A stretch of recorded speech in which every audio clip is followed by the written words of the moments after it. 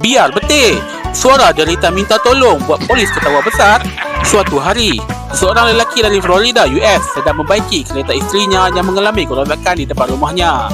Sedang khusyuk ketatkan skru, tiba-tiba rumahnya kena serbu pegawai polis.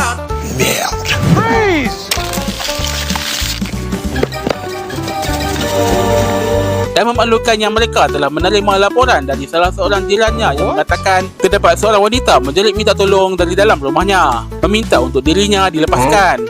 Sudah, buat kerja jahat tak clean. Lelaki itu terus menyerah dan meminta para pegawai tunggu sebentar sementara dia masuk untuk melepaskan wanita malang itu. Alangkah terkejutnya mereka apabila yang dia bawa keluar tu ialah burung kakak tua. Kurang asam betul burung ni.